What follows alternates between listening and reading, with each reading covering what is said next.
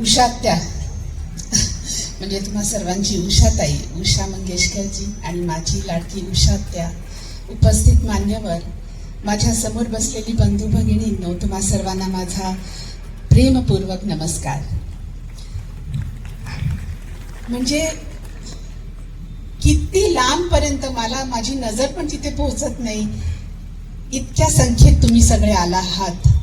मला पुन्हा एकदा फलटणला येण्याची संधी मिळाली आणि तुम्हा सर्वांना भेटायची संधी मिळाली. मी खूप खूप आनंदात आहे आज. आणि आज ज्या व्यक्तिमत्वांचा सन्मान या ठिकाणी होत आहे, झाला आहे, त्यांनी आपलं आयुष्य, मी म्हणेन अगदी म्हणजे सोपवलंय तुम्हा सर्वांना. मी आज त्यांच्या हॉस्पिटलमध्ये गेले आणि इतकं सुंदर हॉस्पिटल मला खरं नाही वाटलं. म्हणजे आपण म्हणतो ना, फलटण मुंबईहून येतात, दिल्लीवरून येतात, मुंबईचे हॉस्पिटल आपण बघतो, मुंबईचे हॉस्पिटल बघतो, तर फलटणमध्ये हॉस्पिटल आता कसं असेल. आल्यावर मी म्हटलं इतकं स्वच्छ हॉस्पिटल. आणि मला वाटतं तुम्ही जसं सांगितलं, महाराष्ट्राच्या ग्रामीण भागात, संपूर्ण महाराष्ट्रात हे एकमेव रोबोटिक सर्जरीचं हॉस्पिटल आहे. आणि हाऊसफुल होतं तिथे. आमचे सिनेमे हाऊसफुल असतात, त्यांचं आज हॉस्पिटल हाऊसफुल होतं. तर हे बघून मला फक्त ह्या 2 ओळी म्हणाव्याशा वाटतात.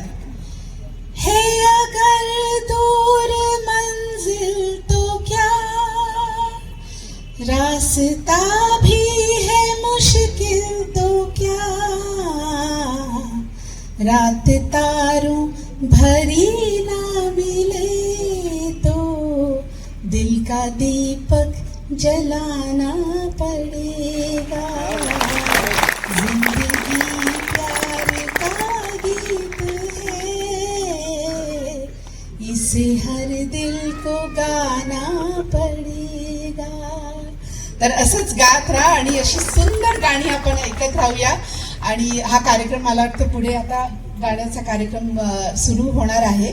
तर पंचम अंकल बद्दल मला असं म्हणावंसं वाटतं की त्यांची गाणी अशी आहेत की तुम्ही जर एका आठवड्याचा कार्यक्रम जरी ठेवला ना, त्यांची गाणी संपणार नाही. आणि मी रात्रभर त्यांची गाणी इथे ऐकत बसू शकते. खूप खूप धन्यवाद. थँक्यू बकुळजी. आज खास करून तुम्ही मला इथे बोलवल्याबद्दल खूप खूप, बकुळ पराडकर जींमुळे मी आज इथे आले, तर खूप खूप त्यांना मी धन्यवाद देते. खूप खूप धन्यवाद. नमस्कार.